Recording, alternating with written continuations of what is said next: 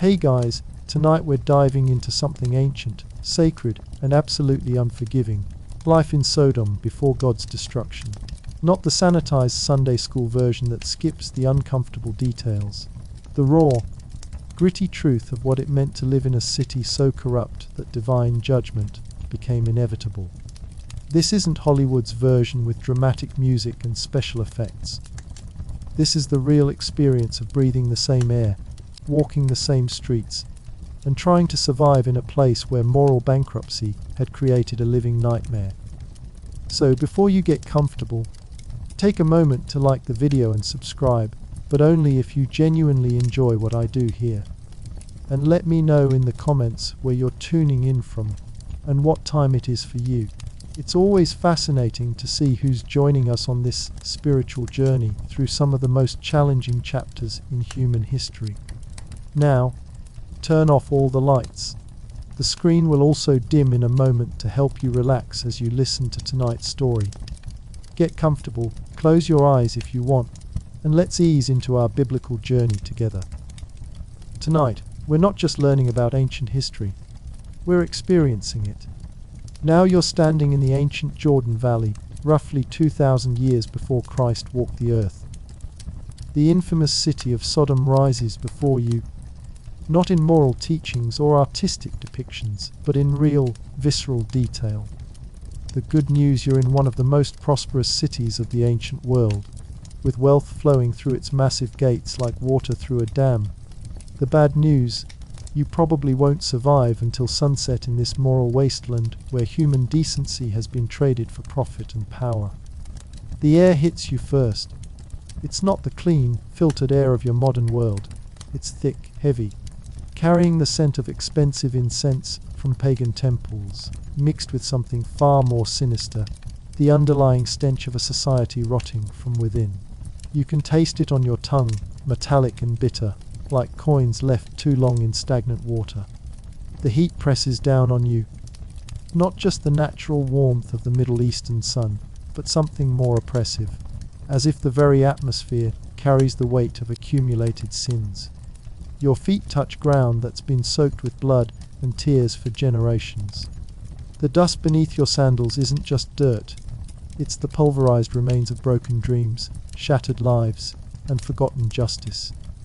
Every step you take kicks up particles that tell stories of violence, greed, and the systematic destruction of everything good and decent that once existed here. The Jordan Valley stretches around you like a green jewel set in a crown of brown hills. This isn't the barren wasteland you might imagine when you think of divine judgment. This is paradise perverted, Eden corrupted by human hands. The Bible describes this region as being like the garden of the Lord. And standing here, you understand why. Rivers of fresh water snake through the landscape, creating an oasis of fertility in an otherwise harsh land. Date palms heavy with fruit line the irrigation channels. Barley and wheat fields stretch toward the horizon, their golden heads swaying in the warm breeze. But this natural abundance has become a curse rather than a blessing. The very prosperity that should have made these cities beacons of civilization has instead turned them into monuments to human depravity. You can see it in the contrast, the lush, God-given beauty of the land set against the moral ugliness of its inhabitants. The city walls of Sodom rise before you like a barrier between worlds. These aren't simple defensive structures. They're massive, built with the confidence of a people who believe they're untouchable.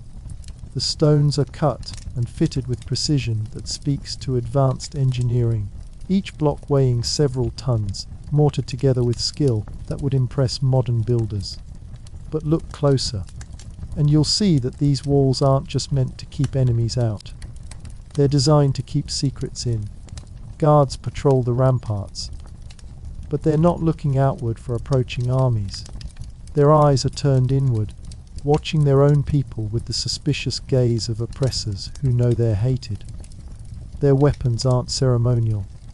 The bronze spear points are sharp, recently used, still bearing dark stains that haven't been properly cleaned.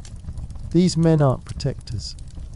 They're enforcers in a system where might makes right and justice is just another commodity to be bought and sold. The gates of Sodom are where the real business happens. This is where the wealthy merchants conduct their affairs, where judges hold court, where the powerful gather to divide up the spoils of their latest schemes.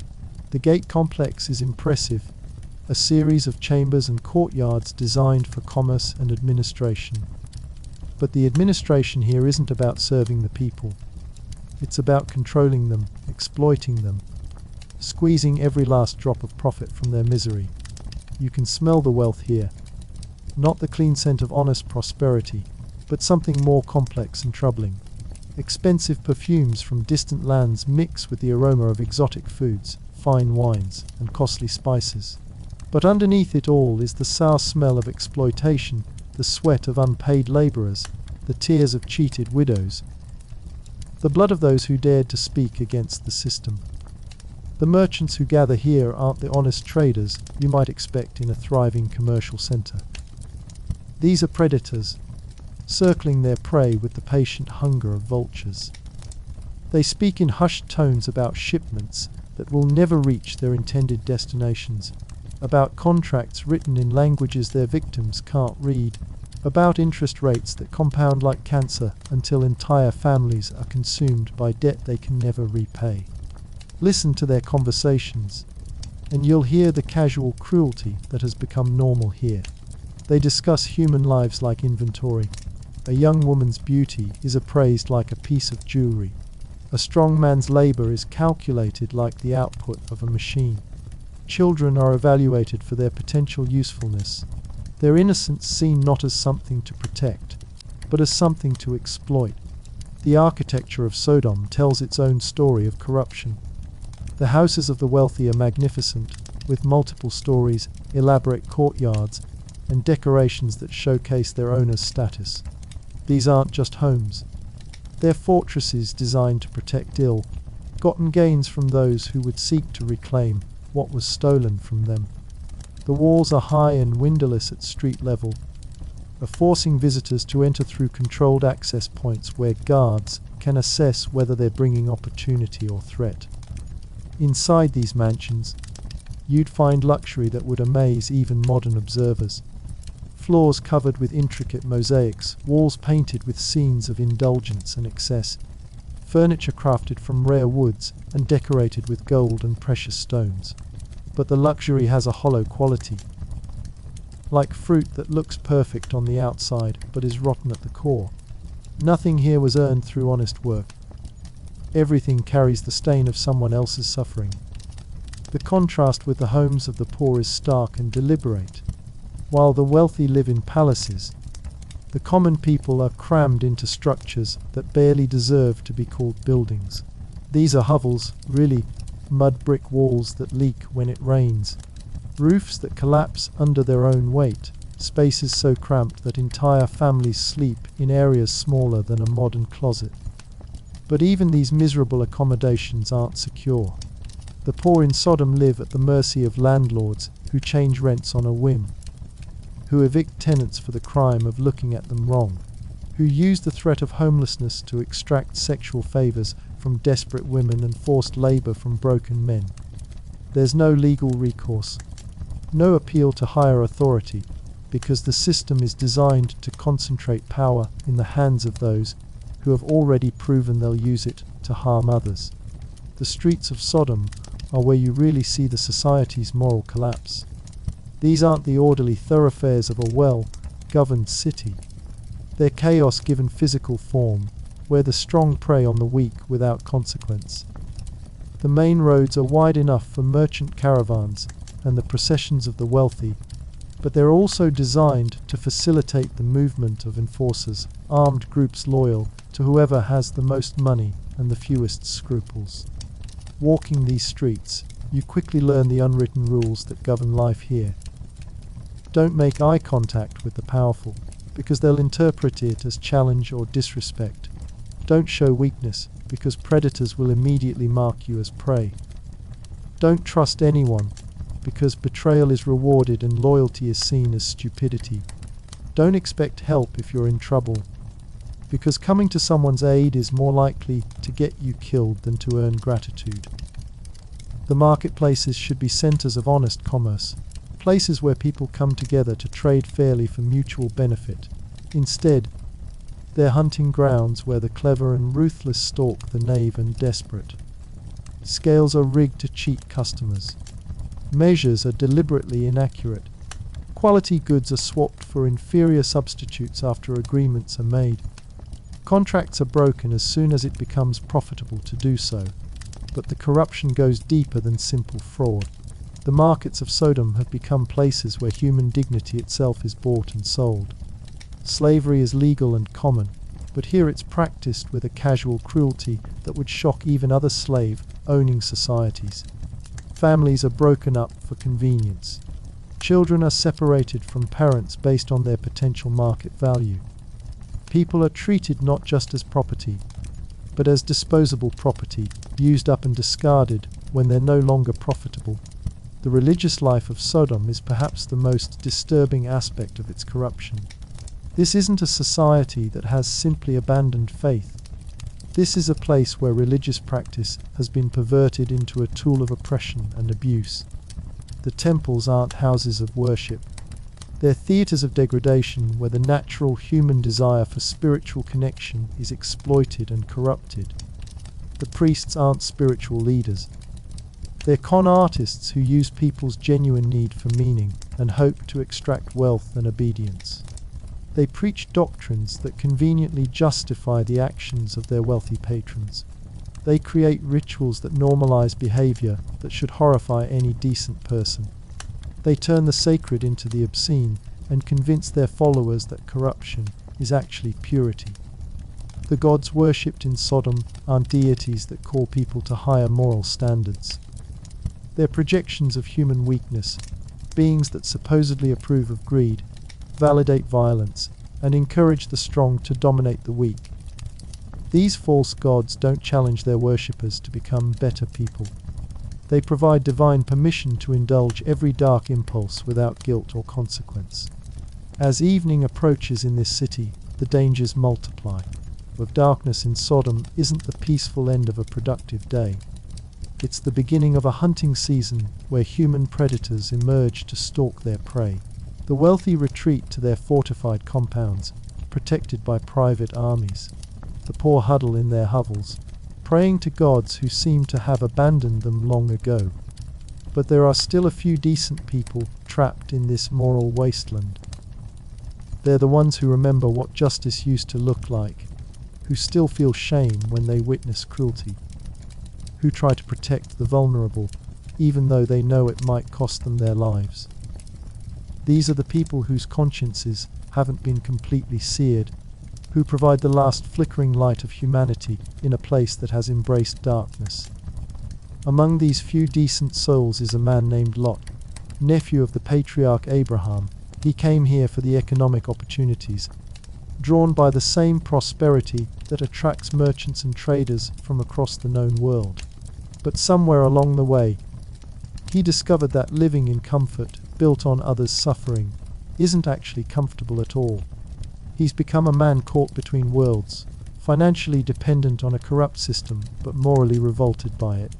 Lot sits in the gate area as evening falls, not because he's part of the power structure, but because he's trying to fulfill one of the last remaining moral obligations in this godless place, the ancient duty of hospitality.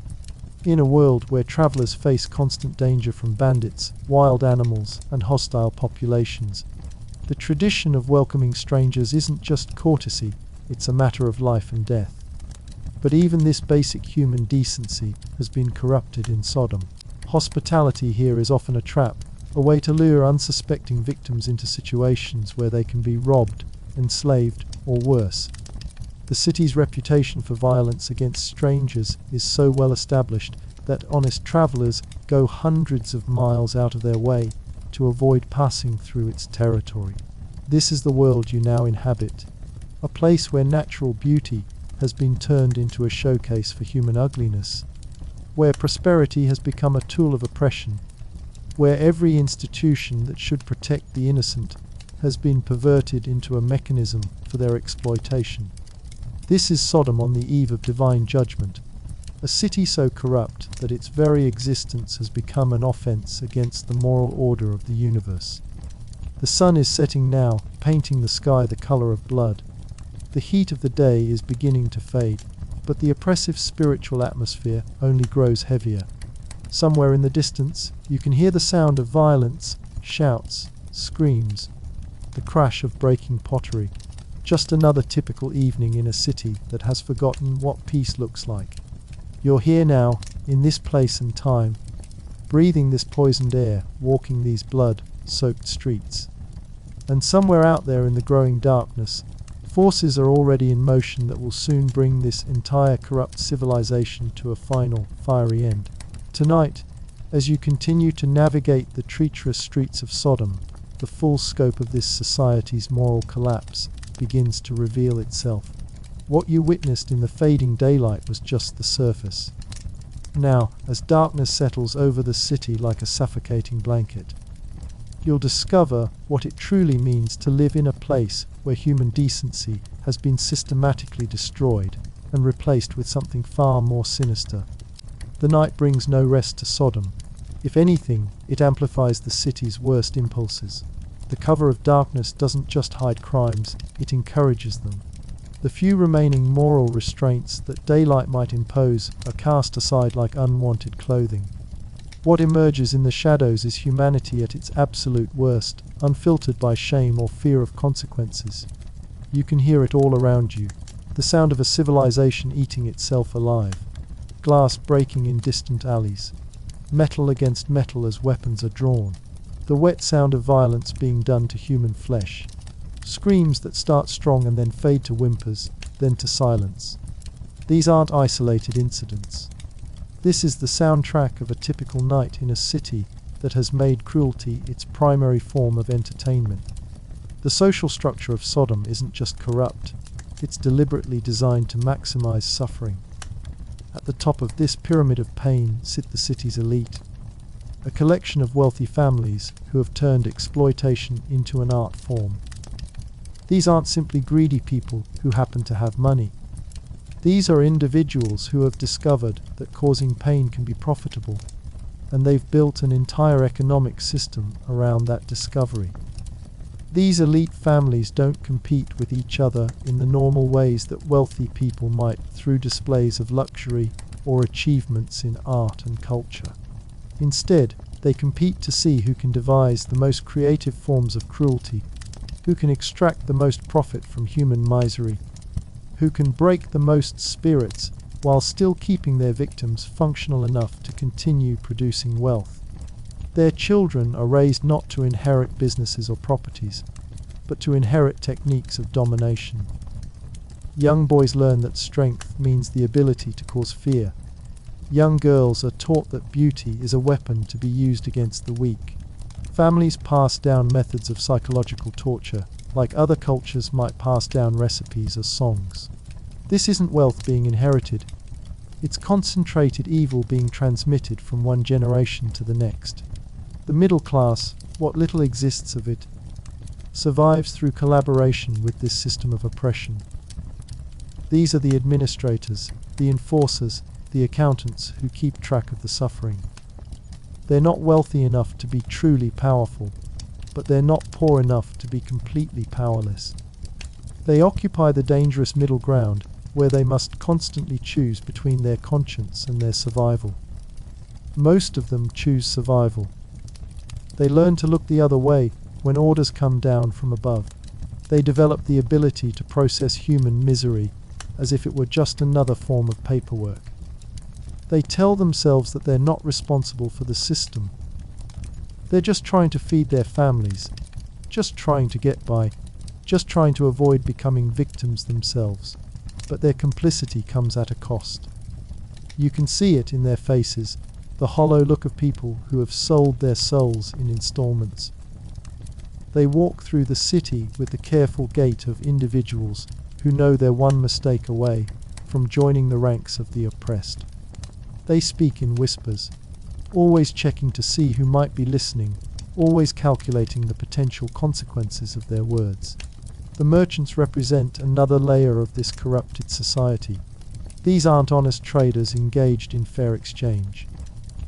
These are predators who have learned to dress their hunting in the language of commerce. They operate elaborate schemes designed to separate people from their money, their property, and ultimately their freedom. A typical merchant transaction in Sodom begins with what appears to be a fair offer. Quality goods at reasonable prices with terms that seem generous. But hidden in the details are clauses that will eventually destroy the buyer. Interest rates that compound impossibly fast. Quality guarantees that become void the moment payment is made. Delivery promises that are deliberately impossible to fulfill. The merchants work together, sharing information about potential victims, like hunters sharing details about wounded prey. They maintain detailed records of who owes what to who has valuable property that might be seized, who has family members that might be useful for leverage. They've turned the basic human need to trade for survival into a web of entrapment that catches the innocent and feeds them to the system. But perhaps the most disturbing aspect of Sodom's social structure is how it treats its most vulnerable members. In healthy societies, the measure of civilization is how well it protects those who cannot protect themselves: children, the elderly, the disabled, strangers who seek refuge. In Sodom, these vulnerable populations have become resource pools to be exploited. Children in Sodom don't have childhoods in any recognizable sense. They're economic units to be optimized for maximum output. Those born into poor families are put to work as soon as they can walk, performing dangerous labor in conditions that would horrify modern observers. They crawl through narrow mine shafts, work with toxic substances, handle heavy machinery that regularly claims fingers, hands, and lives.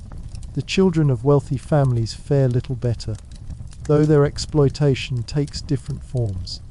They're raised to be predators, carefully trained in the art of causing suffering without feeling empathy. Their education consists of learning how to manipulate others, how to spot weakness, how to turn human emotions into weapons. By the time they reach adulthood, they've been so thoroughly corrupted that returning to basic human decency would require them to rebuild their entire understanding of what it means to be human. Elderly people in Sodom face a particularly cruel fate. In cultures that value wisdom and experience, age brings respect and security. Here, it brings vulnerability and abandonment. The moment older people can no longer produce wealth, they become burdens to be discarded. Families abandon their aging parents to die in the streets. Adult children steal their elderly relatives' savings and then turn them out of their homes to fend for themselves. The city has no social safety net, no cultural tradition of caring for those who can no longer care for themselves. The elderly become beggars, competing with younger, stronger individuals for scraps and charity that rarely comes. They die slowly and publicly, their suffering serving as a warning to everyone else about what happens when you become too weak to defend yourself. Women in Sodom exist in a particularly precarious position. They have no legal rights, no independent status, no protection beyond what they can negotiate through relationships with men. But even those relationships offer no real security, because the men of Sodom have learned to view women not as partners or companions, but as property to be owned, used, and discarded when they're no longer useful. Marriage in Sodom isn't a union between equals. It's a transaction where women are traded like livestock, their value calculated based on their youth, beauty, and potential for producing children who can be put to work. Wedding ceremonies aren't celebrations of love. They're business deals being formalized with religious language to make them seem legitimate. Once married, women discover that their husbands view them as investments that need to produce returns. They're expected to manage households that often include slaves, servants, and other wives, all while remaining attractive enough to satisfy their husband's desires and productive enough to contribute to the family's wealth. Failure in any of these areas can result in divorce, abandonment, or worse. Divorced women in Sodom face social death. They have no means of supporting themselves, no family that will take them back, no legal recourse when they're cheated or abused. They often end up as beggars or prostitutes, selling their bodies to survive in a society that views their desperation as entertainment rather than tragedy. The treatment of strangers in Sodom represents perhaps the most complete inversion of normal human values. Throughout the ancient world, hospitality toward travelers is considered sacred. It's not just good manners, it's a religious obligation, a recognition that anyone might someday find themselves in need of shelter and protection far from home. But Sodom has turned this sacred duty into its opposite. Strangers aren't welcomed, they're targeted. The moment a traveler enters the city, word spreads through criminal networks that fresh prey has arrived. Elaborate schemes are set in motion to separate visitors from their possessions, their freedom, and often their lives. The process usually begins with false hospitality. Friendly locals approach travelers, offering assistance with finding lodging, obtaining supplies, or conducting business. They seem helpful, even generous, providing services at rates that appear too good to be true. And they are too good to be true, because they're not actually rates at all. They're the first steps in carefully orchestrated robberies. Once travelers have been lured into vulnerable positions, the trap closes. Contracts they thought they understood suddenly contain clauses that weren't explained. Services they thought were free turn out to have hidden costs that compound rapidly. Accommodations they believed were secure become prisons, where they're held until they've signed over everything they own. Those who resist or try to escape face violence that's both brutal and public.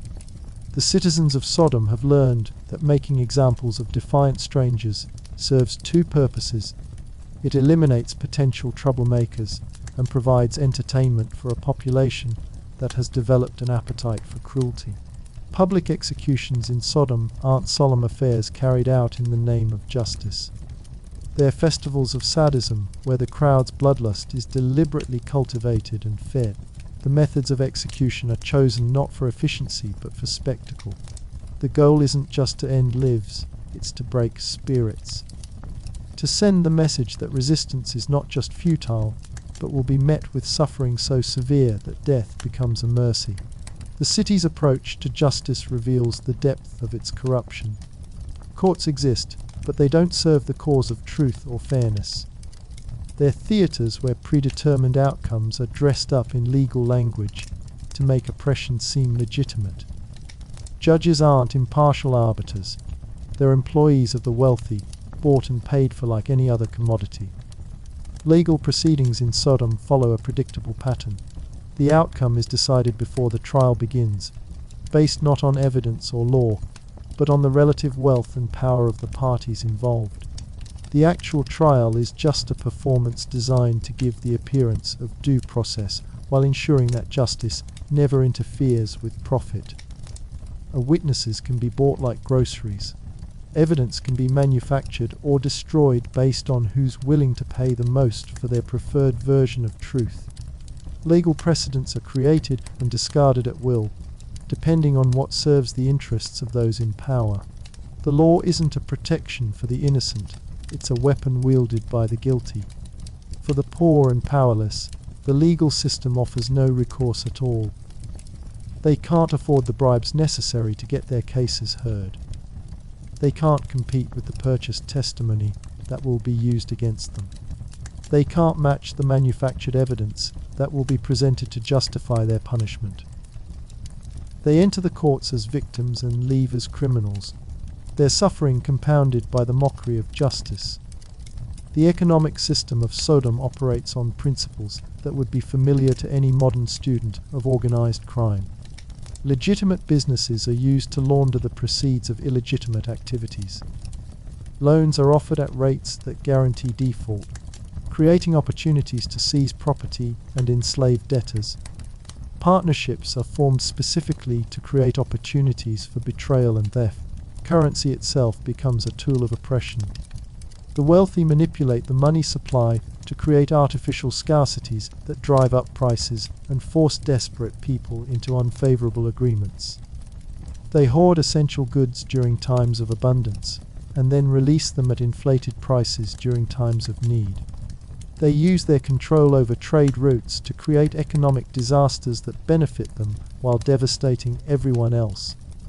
Small businesses can't compete in this environment. Independent merchants find their trade routes blocked by bandits who work for larger competitors.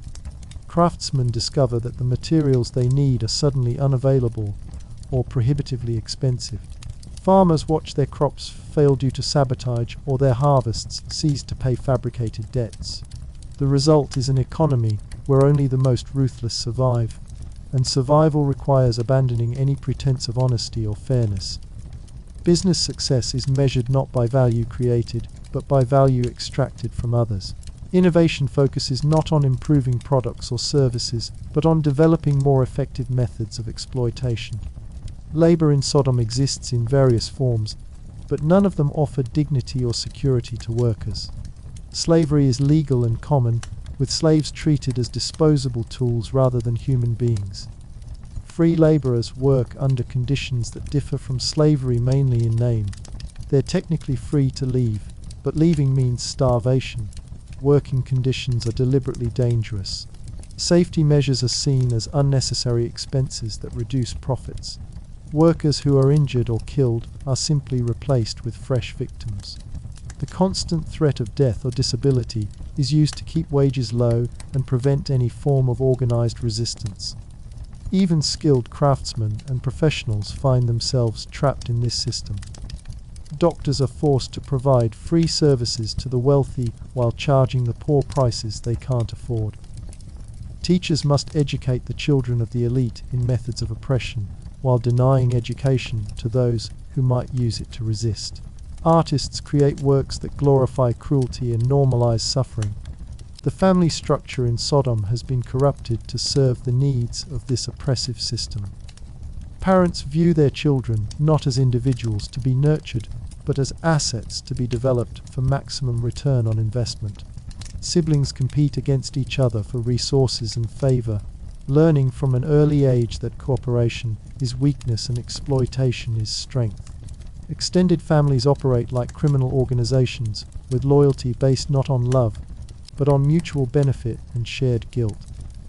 Family gatherings aren't celebrations of relationship, but business meetings where new schemes are planned and previous crimes are concealed. Family traditions aren't cultural heritage, but techniques of oppression passed down through generations. Marriage becomes a strategic alliance between families seeking to consolidate power or gain access to new opportunities for exploitation. Romance is a luxury that the system can't afford. Emotions like love interfere with the cold calculations necessary for maximum profit extraction. Children grow up learning that their parents' affection is conditional on their usefulness. They discover that siblings will betray them for advantage. They understand that marriage will be arranged based on business considerations rather than personal compatibility. They accept that they'll be expected to treat their own children the same way. As you move through the dark streets of Sodom, these realities press in on you from every direction. This isn't just a city with problems. This is a place where the problems have become the system. This isn't corruption around the edges of an otherwise healthy society. This is a civilization that has made corruption its organizing principle. The air itself seems poisoned by the accumulated weight of so much deliberate cruelty. Every building houses horrors. Every street corner has witnessed atrocities. Every face you see in the flickering torchlight belongs to either a victim or a victimizer. And often it's impossible to tell which, because the system has forced so many people to become both. You understand now why divine judgment is approaching this place. This isn't just a city that has lost its way. This is a cancer that threatens to spread its poison to the entire region. This is evil so concentrated and deliberate that allowing it to continue would be an offense against the moral order of creation itself. The night deepens around you, and somewhere in the distance, you can hear the sound of approaching footsteps. Multiple sets of feet moving with purpose through the darkness. Voices calling to each other in the crude language of violence. The hunting has begun in earnest, and you're about to discover what it really means to be prey in a city that has forgotten the difference between human and animal. The footsteps you heard in the distance grow closer, and with them comes the full revelation of what moral collapse actually looks like when it becomes the foundation of an entire civilization. This isn't just crime or violence. This is the systematic perversion of every natural human instinct, every social bond, every spiritual impulse that normally holds communities together. You're about to witness the daily reality of life in a place where shame has been abolished not through enlightenment, but through the deliberate cultivation of behaviors so abhorrent that normal conscience simply shuts down to protect itself. The people of Sodom haven't just abandoned moral standards, they've inverted them, creating a society where virtue is punished and vice is rewarded with such consistency that right and wrong have effectively switched places. The sexual depravity that characterizes Sodom isn't simply a matter of private choices between consenting adults. It's a weaponized system of domination designed to break down the most fundamental human relationships and replace them with power dynamics based on predation and exploitation. What happens behind closed doors in this city would horrify societies that are far from puritanical, not because of prudishness, but because of the deliberate cruelty woven into every intimate act. Marriage, which should represent the voluntary union of equals in mutual love and support, has been transformed into a form of legalized trafficking. Young women are sold by their families to the highest bidder, with the transaction disguised as dowry negotiations. The buyers aren't seeking companionship or partnership. They're acquiring property that comes with certain rights of use and disposal. Wedding nights in Sodom aren't celebrations of love consummated, but demonstrations of ownership established. The violence that characterizes these encounters isn't accidental or the result of ignorance. It's deliberate conditioning designed to establish dominance patterns that will define the relationship going forward. Women learn on their first night of marriage that their bodies don't belong to them, and that resistance will be met with escalating brutality until submission becomes a survival strategy. But the corruption goes far beyond the boundaries of marriage. The city has developed elaborate networks of prostitution that serve not just physical desires, but psychological needs for dominance and degradation. These aren't simple commercial transactions between adults. They're carefully orchestrated systems of abuse that target the most vulnerable members of society and break them down systematically for the entertainment of their clients. Children, both boys and girls, are regularly sold into these networks by families who view them as renewable resources rather than human beings deserving protection. The process begins with seemingly innocent arrangements: a child sent to work in a wealthy household, an apprenticeship that promises training in a useful trade, an opportunity to serve in a temple that should provide spiritual guidance. But these arrangements are just the beginning of a process designed to gradually strip away the child's sense of self-worth, personal autonomy, and connection to anything pure or sacred. They're isolated from their families, convinced that they've been abandoned, told that their survival depends entirely on pleasing their new masters. They're gradually introduced to behaviors that would have horrified them initially, but which become normalized through repetition and the absence of any alternative reality. The adults who orchestrate these systems aren't simply criminals operating on the margins of society. They're respected members of the community whose activities are known and tacitly approved by everyone in positions of authority. The temples themselves have become centers for these activities, with religious ceremonies that incorporate elements designed to normalize and even sanctify behaviors that would be considered abominations in healthy cultures. The priests who oversee these religious perversions aren't ignorant or misguided. They're calculating manipulators who understand exactly what they are doing and why.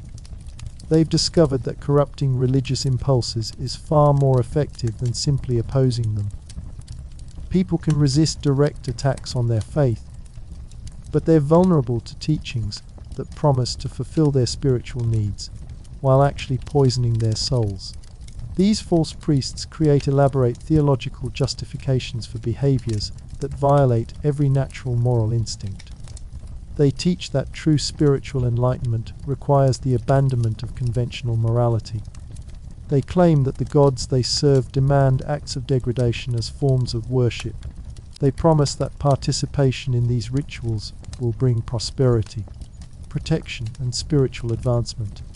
The temples themselves are designed to facilitate this corruption.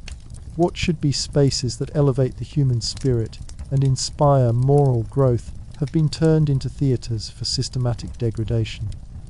The architecture is deliberately overwhelming, designed to make individuals feel small and powerless in the presence of forces they don't understand. The decorations glorify violence, sexual exploitation, and domination, normalizing these behaviors by presenting them as divine commands rather than human choices. Religious festivals in Sodom aren't celebrations of divine mercy or calls to moral improvement. They're orgies of cruelty that serve to bind the community together through shared participation in acts that would horrify their individual consciences. These events create a perverse form of social bonding where people become complicit in each other's moral destruction, making it impossible for anyone to call for reform without implicating themselves in the very behaviors they would condemn. The economic system supports and amplifies this moral corruption by making virtue economically disadvantageous and vice financially rewarding. Honest merchants can't compete with those willing to engage in fraud, theft, and extortion. Fair employers are undercut by those willing to use slave labor and dangerous working conditions. Ethical professionals are replaced by those willing to use their skills to facilitate exploitation and abuse. This creates a systematic pressure that corrupts even those who begin with good intentions. A young merchant who enters the marketplace with plans to conduct honest business quickly discovers that honesty is a luxury he can't afford if he wants to feed his family.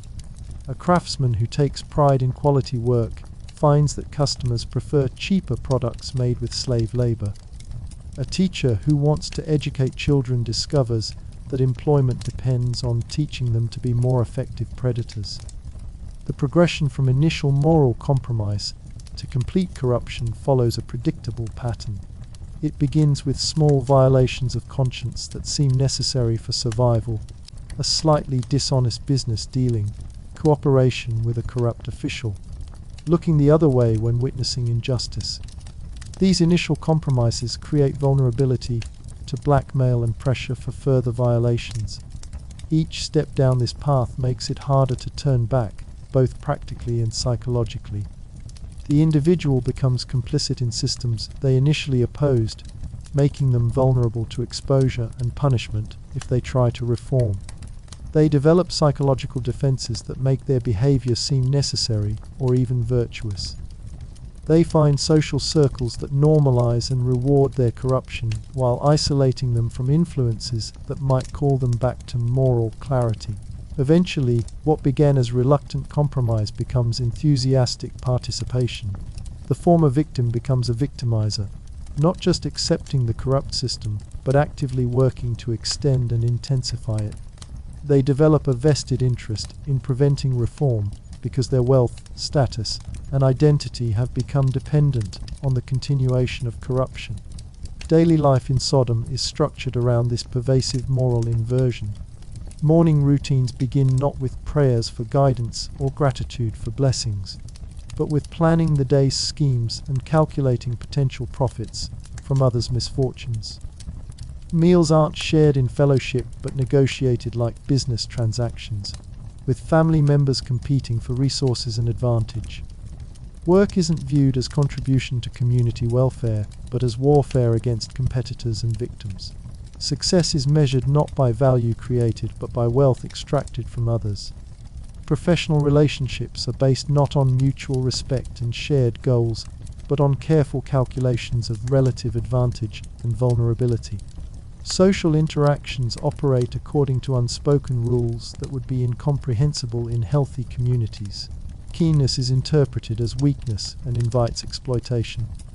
Honesty is seen as stupidity that provides opportunities for those clever enough to take advantage. Trust is viewed as a tool for manipulation rather than a foundation for relationship. Conversations in Sodom follow patterns that reveal the depth of the society's corruption.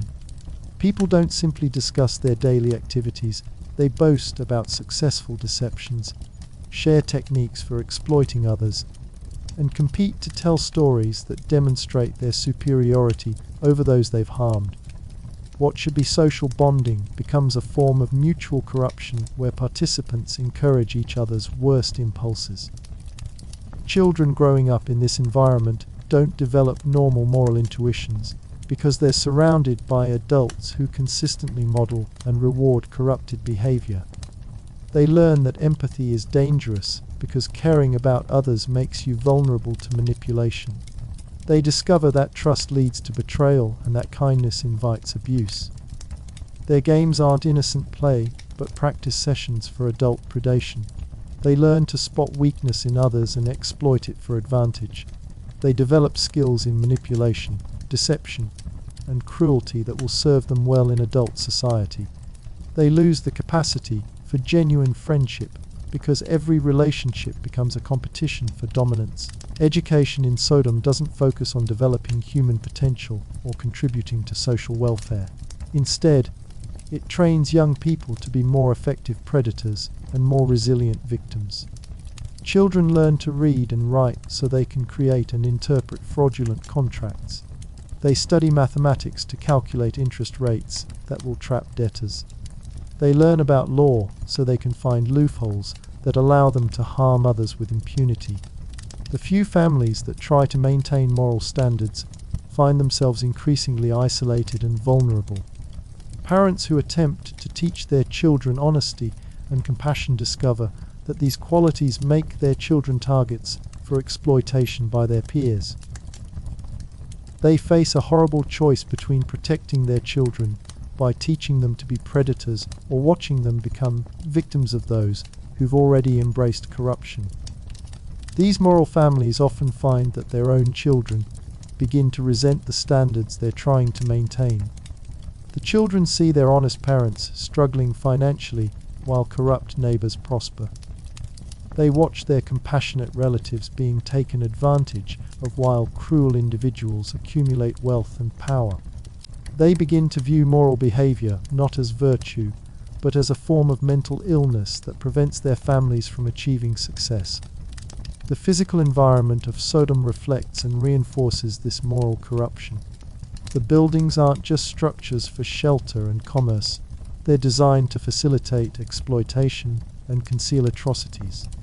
Wealthy homes include hidden chambers where violence can be conducted without disturbing the neighbors.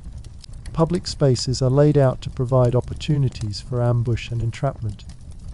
Even the city's infrastructure serves the needs of corruption. Roads are designed to channel traffic through areas where travelers can be easily robbed. Water systems are controlled by powerful families who use access to clean drinking water as a tool for extortion. Waste disposal is managed in ways that create health hazards for the poor, while protecting the wealthy from the consequences of their own excess. The marketplace architecture facilitates fraud and theft.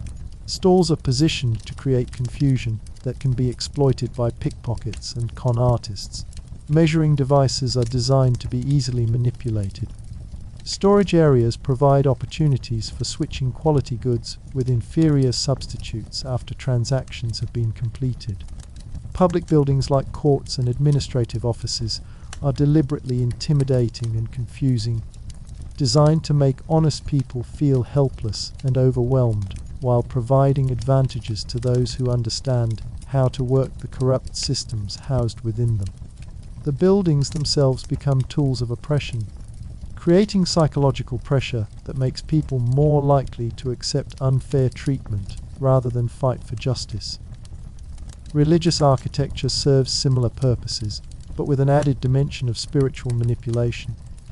Temples are designed to create emotional responses that can be channeled into compliance with corrupt demands. The spaces are acoustically engineered to amplify certain sounds while muffling others, allowing priests to create psychological effects that seem supernatural, but are actually carefully calculated manipulations. Art and decoration throughout the city reinforce messages about power, dominance, and the futility of resistance. Public sculptures depict scenes of conquest and submission. Building decorations glorify wealth obtained through exploitation. Even household items carry imagery that normalizes violence and celebrates cruelty. The cumulative effect of living surrounded by this corrupted environment is a form of constant psychological pressure that makes moral behavior seem not just difficult but impossible.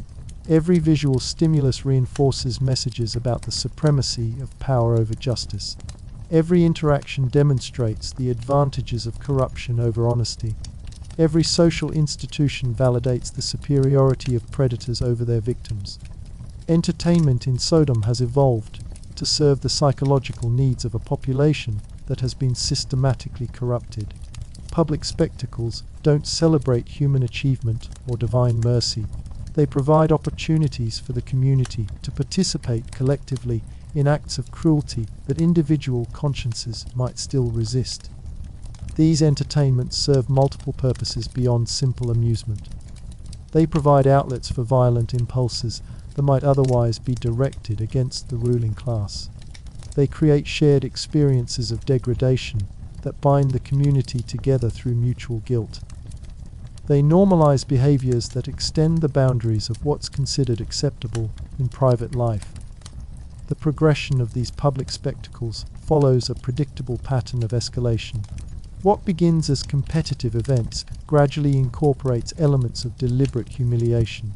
Athletic contests become opportunities to seriously injure participants for the amusement of spectators. Cultural performances evolve into exhibitions of sexual exploitation and violence. Eventually, the entertainment becomes indistinguishable from public torture and execution, but with the veneer of voluntary participation and audience approval. Victims are convinced to participate through combinations of economic pressure, threats against family members, and promises of rewards that will never materialize. The audience doesn't simply watch these spectacles passively, they participate actively, calling for escalating levels of violence and degradation. They develop sophisticated understanding of techniques for causing maximum psychological and physical damage. They compete among themselves to suggest new forms of cruelty for the entertainment of their peers. Children are brought to these events as part of their education, learning to view extreme cruelty as normal and developing appreciation for artistic elements in the systematic destruction of human dignity. They are encouraged to participate in the crowd's demands for escalation, training them to overcome natural empathy and embrace sadistic impulses. As you stand in the dark streets of this corrupted city, surrounded by the sounds of violence and the stench of moral decay, you begin to understand that what you're witnessing isn't simply the absence of goodness, it's the active presence of systematic evil. This isn't a society that has lost its way, it's a civilization that has deliberately chosen to travel in the opposite direction from everything that makes human life meaningful and beautiful. The approaching footsteps grow louder and voices become clearer. You can hear them discussing their plans for the night's entertainment, their casual cruelty, their excited anticipation of causing pain to whoever they encounter. You're about to come face to face with the human products of this corrupted system, people who have been so thoroughly broken and rebuilt that they've become something other than human in any recognizable sense.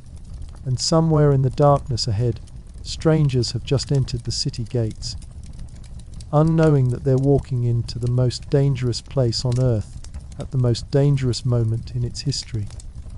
The strangers approaching through the darkness aren't ordinary travelers seeking shelter for the night. Though they appear to be simply two men walking the dusty roads toward Sodom's gates, they carry with them the weight of divine purpose. These are messengers of the Most High, angels sent to conduct the final investigation that will determine whether this city can be saved, or whether it has passed beyond the possibility of redemption. But you don't know this yet. Standing in the shadow of buildings that have witnessed countless atrocities, listening to the sounds of a civilization in its death throes, you see only what any resident of Sodom would see: potential victims walking unknowingly into the most dangerous place on earth, fresh prey for a population that has turned predation into an art form. The angels have taken human form for this mission, but their humanity is perfect in a way that stands out starkly against the degraded specimens that populate this corrupt city.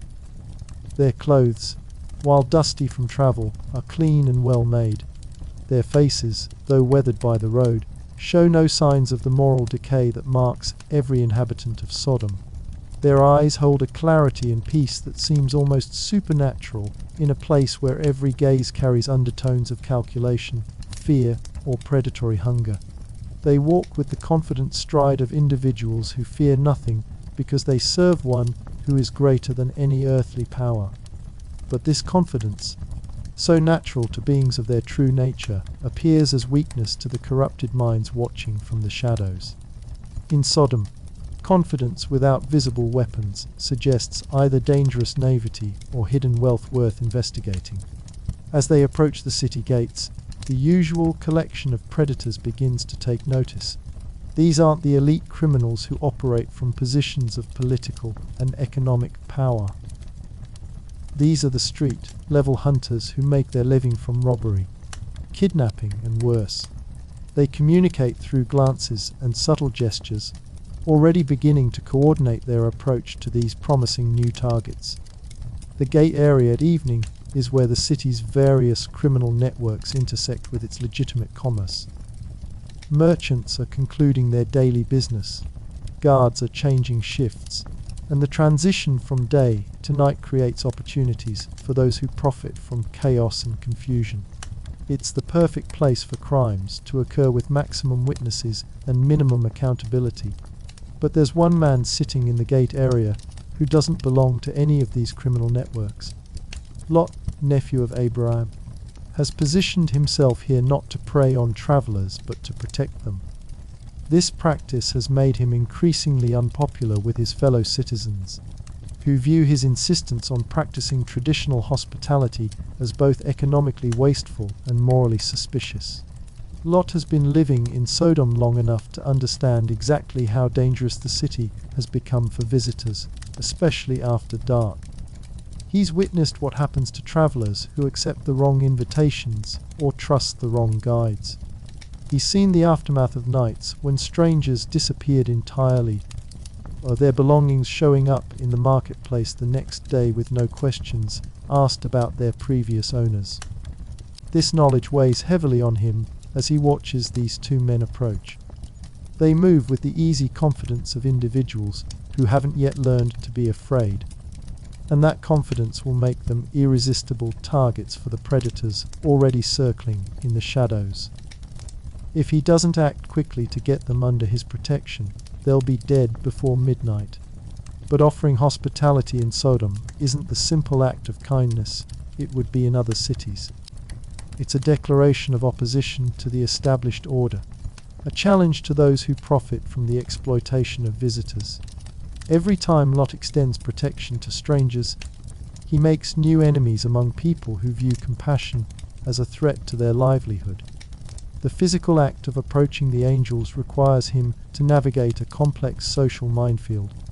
He must move quickly enough to reach them before other offers of assistance are made, but not so quickly that he appears desperate or suspicious.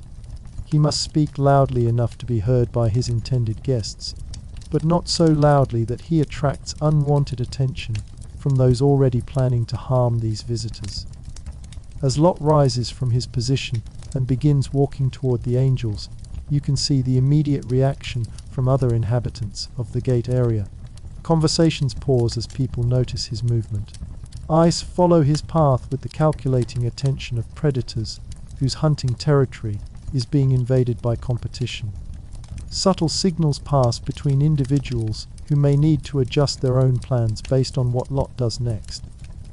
The angels notice Lot's approach with the calm awareness that characterizes their entire demeanor. They've been observing the city's social dynamics since they entered the gate area, reading the subtle signs of predation and corruption that would be invisible to ordinary visitors. They understand exactly what Lot is trying to do and why his intervention is necessary for their mission to continue. But they also understand something that Lot doesn't, that their presence in Sodom isn't accidental or coincidental. They've been sent here specifically to test the city's response to strangers in need.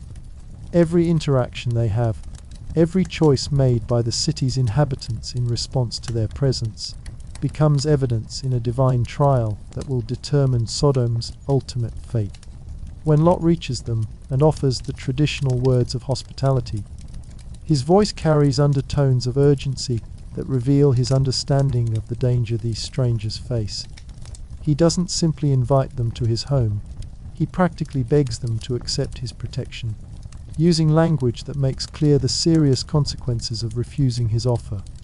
The angels initially demur, suggesting they would prefer to spend the night in the city square.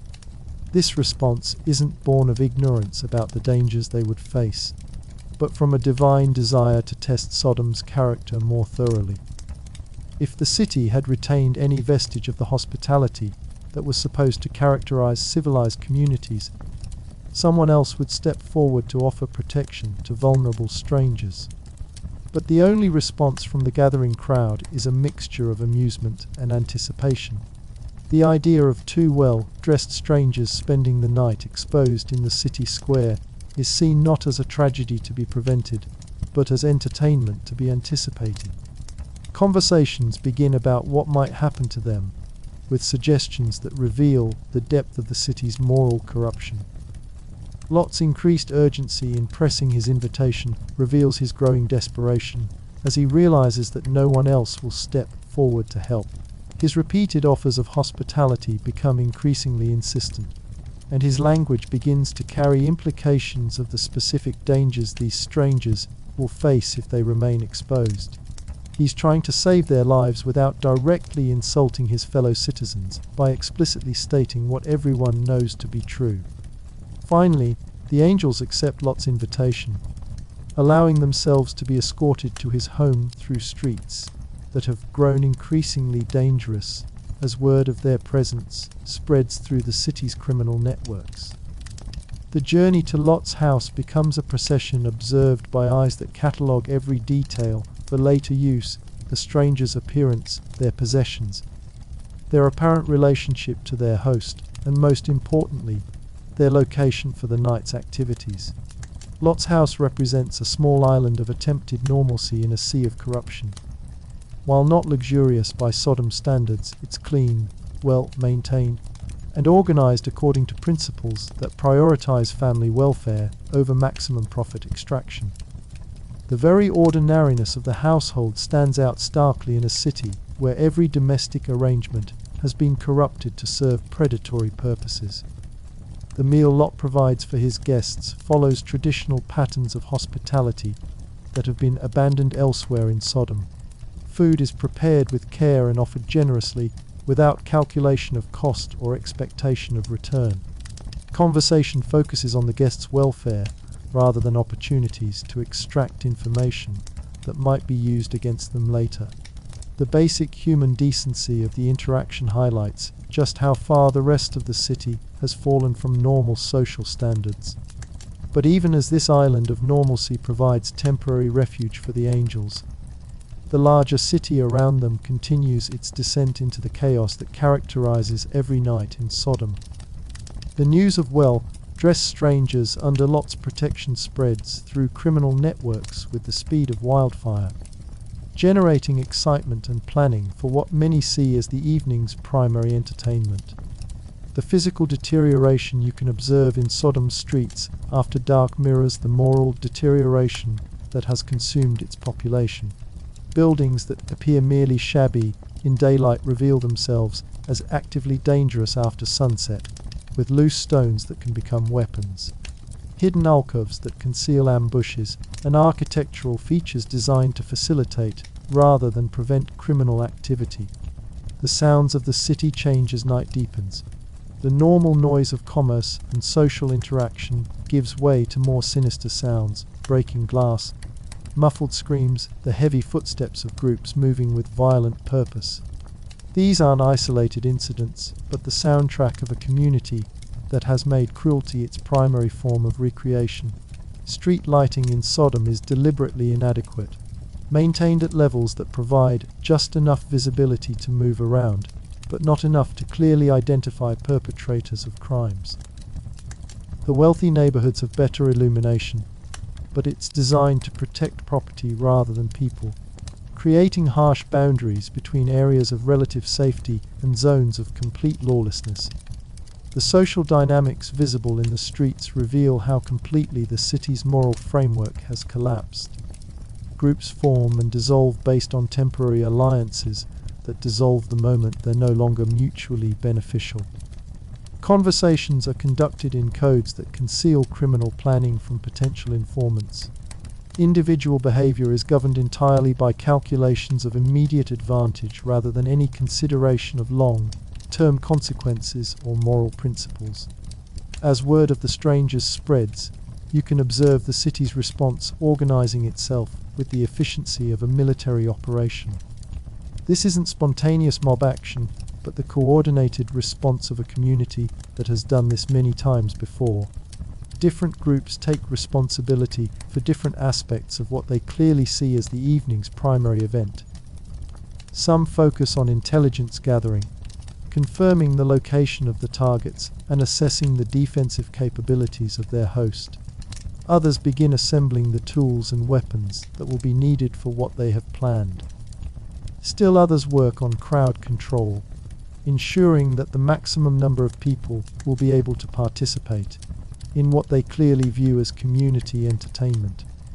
The planning reveals the systematic nature of Sodom's corruption. This isn't random violence born of passion or desperation. It's calculated cruelty designed to achieve specific goals while providing psychological satisfaction to the participants. The organizers demonstrate sophisticated understanding of crowd dynamics, logistics, and psychological manipulation. Children are included in these preparations, not as innocent bystanders, but as active participants being trained for future leadership roles in the city's criminal hierarchy. They're taught to view what's being planned not as a crime, but as a legitimate community response to outsiders who threaten the established order by their very presence. Women participate not as victims but as enablers and coordinators, having learned that cooperation with the system's demands is the only way to maintain any semblance of security for themselves and their families. Their involvement reveals how completely the corruption has penetrated every aspect of social organization, leaving no institution or relationship untainted. The religious leadership of the city provides not condemnation of what's being planned, but active blessing and encouragement. Priests declare that the strangers represent a threat to the community's spiritual purity that must be addressed through collective action. They frame what's clearly planned as criminal assault in terms of religious duty and community protection. As the crowd begins to gather in the streets around Lot's house, their behavior reveals the depth of moral inversion that characterizes Sodom's culture. What should be shameful is celebrated. What should be private is made public. What should be individual is made collective. The normal human responses of empathy, restraint, and respect for others have been systematically replaced with their opposites. The physical approach to Lot's house takes on the characteristics of a military siege, but with elements of festival celebration that make it clear this is viewed as entertainment rather than warfare. The crowd doesn't simply surround the building. They arrange themselves for maximum participation in what they clearly expect to be a lengthy and elaborate form of community theatre. The noise they generate isn't just the sound of an angry mob. It's the controlled chaos of a group that has learned to work together efficiently in pursuit of shared goals. Their calls and chants follow patterns that reveal extensive practice in this type of collective action. They know exactly how to coordinate their efforts for maximum psychological impact on their intended victims. The weapons they carry aren't simply tools for violence. They're props in a performance designed to demonstrate the futility of resistance and the certainty of their ultimate success. The variety and sophistication of their arsenal reveals both the premeditated nature of their actions and their confidence that no authority will intervene to stop them. As they begin calling for Lot to surrender his guests, their language reveals the complete inversion of moral categories that characterizes their entire worldview. They frame their demand not as criminal assault, but as legitimate community action against troublemakers who threaten social stability.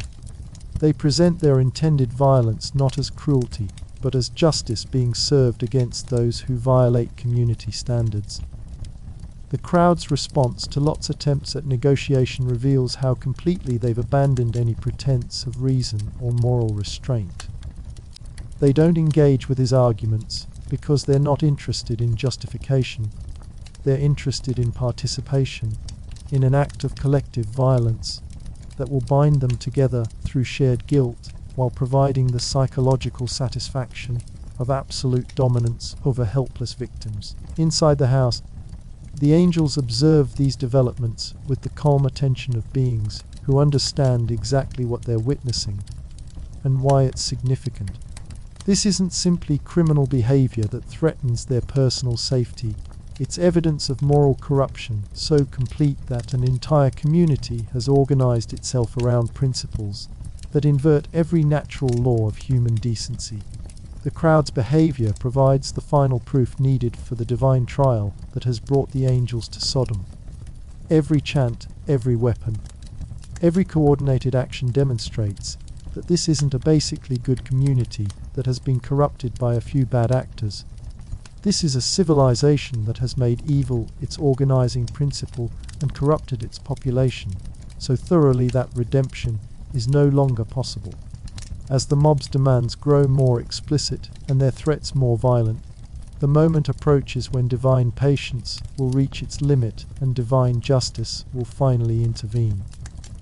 The angels understand that they are witnessing the final acts of a society that has condemned itself through its own choices, and that what happens next will serve as an example for all future generations about the ultimate consequences of abandoning moral law. The night air grows heavy with approaching judgment, and somewhere in the darkness beyond the city walls, forces are already gathering that will soon bring this entire corrupt civilization to its final, fiery end. The moment has arrived when human evil meets divine justice, when the accumulated weight of centuries of deliberate corruption finally triggers the response that moral law demands. What you're about to witness isn't simply the destruction of a city, it's the demonstration of spiritual principles that govern the entire universe, principles that Sodom has violated so systematically and completely that its continued existence has become impossible. Inside Lot's house, as the mob's demands grow more violent and explicit, the angels finally reveal their true nature and purpose. The calm observers, who seemed almost passive in the face of escalating threats, suddenly demonstrate power that transforms the entire situation in an instant. With a gesture that appears effortless, but carries the authority of heaven itself, they strike the attacking crowd with blindness that isn't simply the absence of sight, but a complete disorientation that leaves the mob stumbling helplessly in confusion. This supernatural intervention provides immediate evidence of something the crowd's corrupted minds can't process. They're not dealing with ordinary travelers who can be intimidated and exploited, but with representatives of power that operates according to completely different laws. The blindness that afflicts them isn't temporary inconvenience, but a physical manifestation of the spiritual blindness that has characterized their entire approach to moral reality. But even this dramatic demonstration of supernatural power doesn't penetrate the fundamental corruption that has consumed their souls. Rather than recognizing the divine warning implicit in their sudden helplessness, rather than using this moment of forced pause to consider the moral implications of their actions, they respond with increased rage and frustration. They continue groping for the door to Lot's house, their violent intentions unchanged by clear evidence that they're confronting forces beyond their understanding or control. This response provides the final confirmation the angels need about Sodom's true spiritual condition. A community that could witness obvious supernatural intervention and still persist in its evil intentions has passed beyond the possibility of redemption. There's no argument that could convince them, no demonstration that could reform them, no mercy that could save them, because they've systematically destroyed their own capacity to recognize and respond to moral truth. The angels turn to Lot with urgent instructions that reveal the full scope of what's about to unfold. This isn't going to be a limited intervention that removes specific threats while leaving the city's basic structure intact. This is going to be complete destruction, the total elimination of Sodom and the surrounding cities that have participated in its corruption. Everyone who remains within the area will be consumed by divine judgment that admits no exceptions and offers no second chances. Lot's initial response reveals how difficult it is for even a righteous person to fully comprehend the scope of divine justice when it finally arrives. He understands intellectually that his guests possess supernatural power, but the idea that an entire civilization is about to be erased from existence is almost too large for human consciousness to process. The angels must repeat their warnings with increasing urgency, making clear that time for escape is measured in hours, not days. The instructions the angels give aren't suggestions or recommendations. They're divine commands that must be followed exactly if there's to be any hope of survival. Lot and his family must leave immediately, taking nothing with them, and they must not look back at the destruction as it unfolds. These aren't arbitrary restrictions, but spiritual necessities that reflect the dangerous power about to be unleashed and the psychological requirements for surviving exposure to divine judgment on this scale. The process of convincing Lot's family to leave reveals how thoroughly the corruption of Sodom has penetrated even households that have tried to maintain moral standards. His sons-in-law treat the warning as a joke, unable to believe that anything could threaten the prosperous, powerful city that has provided them with comfortable lives. Their response demonstrates how wealth and security can blind people to spiritual realities, even when those realities are being explained by obvious supernatural messengers. Lot's wife and daughters agree to flee, but their reluctance reveals the subtle ways that corruption influences even those who haven't actively participated in evil. They've built their lives around the conveniences and luxuries that Sodom's wealth has provided. They have social connections, material possessions, and established routines that make leaving feel like losing everything they've worked to achieve. This attachment to a corrupt system, even by people who disapprove of its worst excesses, illustrates one of the most tragic aspects of moral compromise. It's possible to live in proximity to evil for so long that leaving it behind feels like punishment rather than liberation.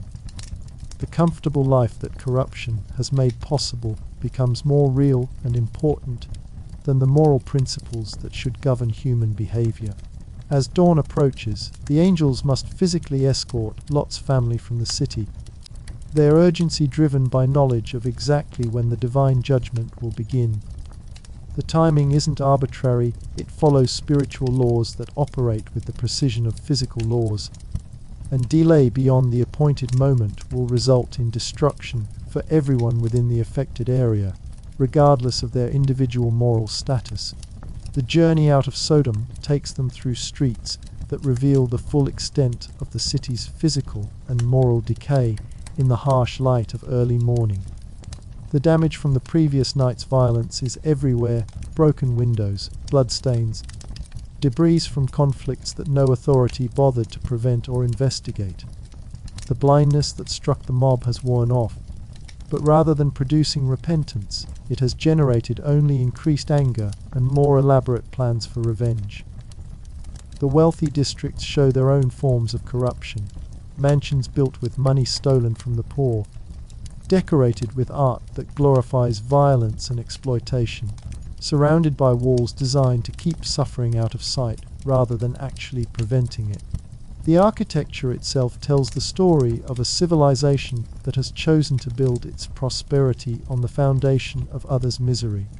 As they reach the outskirts of the city, the contrast between the natural beauty of the Jordan Valley and the moral ugliness of its human inhabitants becomes stark and unmistakable.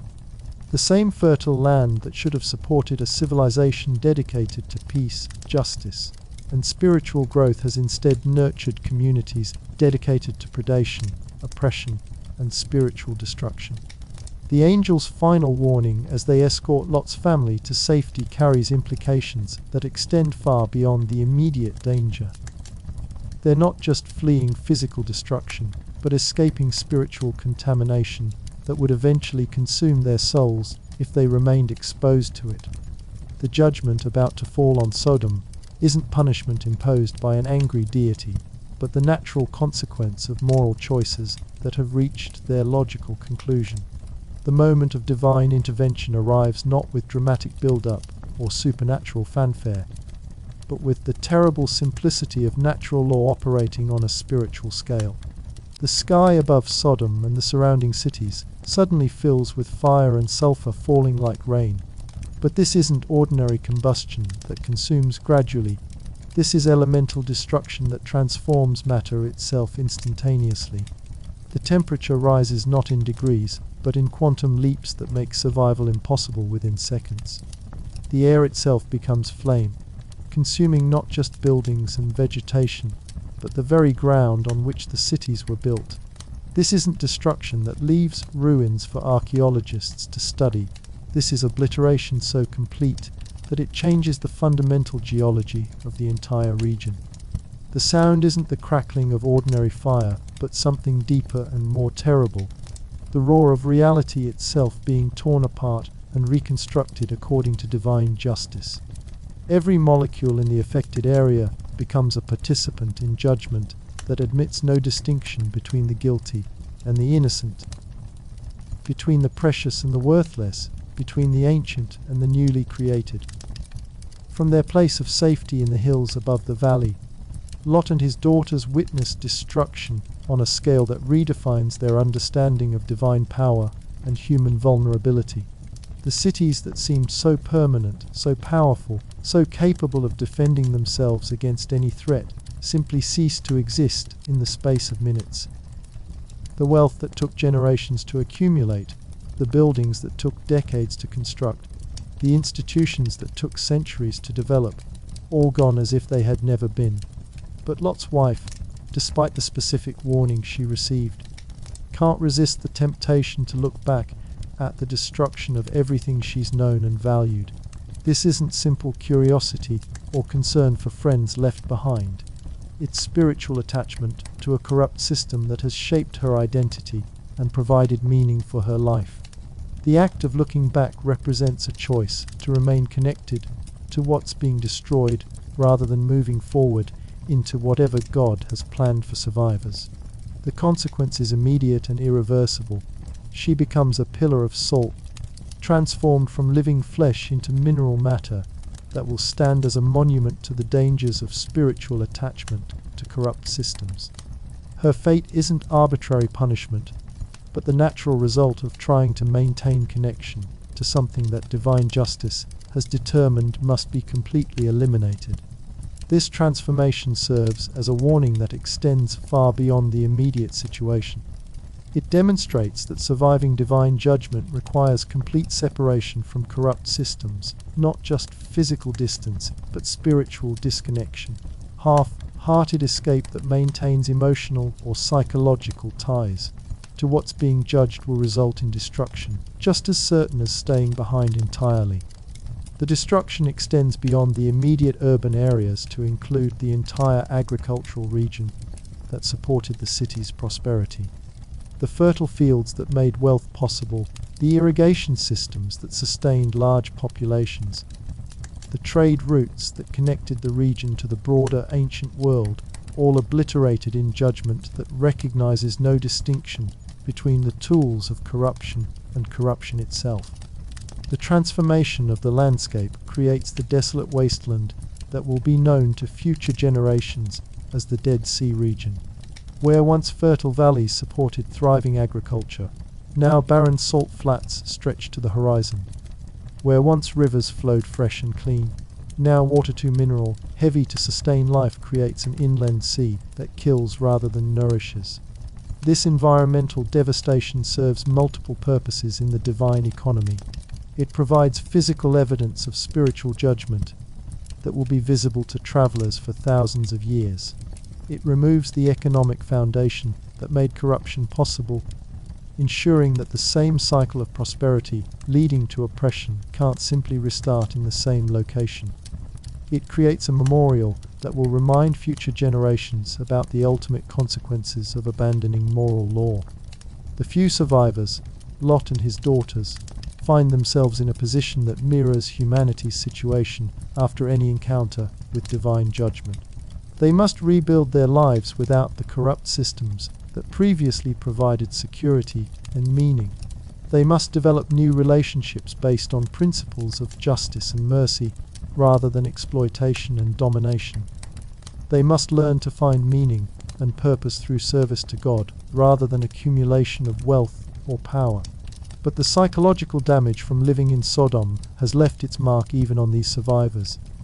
Lot's daughters, having lost everything they understood as normal life, make choices that reveal how corruption can persist even after judgment has fallen.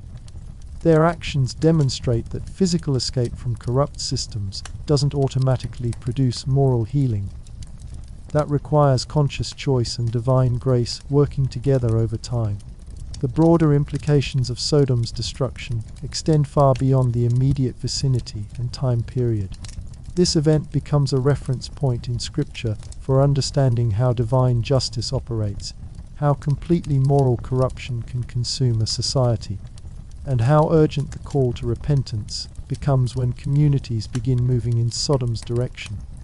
The prophets of Israel repeatedly invoke Sodom as a warning to their own people about the consequences of abandoning covenant relationship with God. They point to specific parallels between Israelite behavior and Sodomite corruption, oppression of the poor, perversion of justice, pride in prosperity, neglect of hospitality, religious hypocrisy. The message is clear: no nation, no matter how powerful or prosperous, is exempt from the moral laws that govern the universe. Jesus himself refers to Sodom when teaching about divine judgment and human responsibility. He suggests that some communities will find Judgment Day more tolerable than others, based on their response to divine revelation. This implies that Sodom's destruction represents not the maximum possible judgment, but one point on a spectrum that takes into account the knowledge and opportunities available to different communities. The apostles use Sodom as an example of what happens when societies abandon natural moral law in favor of systems that invert the proper order of human relationships. They connect Sodom's sexual perversion to broader patterns of spiritual rebellion that characterize communities in active opposition to divine authority. For modern readers, Sodom's story serves as both warning and hope. The warning is clear. Societies that systematically violate moral law will eventually face consequences that no amount of wealth, power, or technological advancement can prevent. The hope is equally clear. God's justice operates according to principles that protect the innocent and provide escape for those willing to separate themselves from corrupt systems. The physical evidence of Sodom's destruction remains visible today in the geology of the Dead Sea region. Visitors can see salt formations that match biblical descriptions, sulfur deposits that confirm the method of destruction, and environmental conditions that make the area virtually uninhabitable. These physical reminders serve as testimony to the reliability of biblical accounts and the reality of divine intervention in human history. But the more important evidence is spiritual rather than physical. Sodom's story reveals the progression from moral compromise to complete corruption, the way evil systems protect and perpetuate themselves, and the ultimate futility of building human civilization on foundations of exploitation and oppression. As you drift towards sleep, reflecting on this ancient story that carries eternal significance, you understand that the choice between Sodom's path and God's path remains as relevant today as it was 4,000 years ago. Every society, every community, every individual must decide whether to build life on principles of justice, mercy, and truth, or to follow the seductive path of immediate pleasure and power that leads ultimately to destruction. The angels who brought judgment to Sodom continue their work throughout history, observing human choices, providing warnings to those willing to listen, and executing divine justice when corruption passes the point of no return. Their presence in our world today offers the same choice they offered to Lot: escape from corrupt systems through obedience to divine commands, or participation in judgment through attachment to what God has determined must be destroyed. The story ends not with destruction, but with the possibility of beginning for those willing to leave corruption behind and trust divine guidance for whatever comes next. That possibility remains open today for individuals and communities willing to learn from Sodom's example and choose the narrow path that leads to life rather than the broad road that leads to destruction.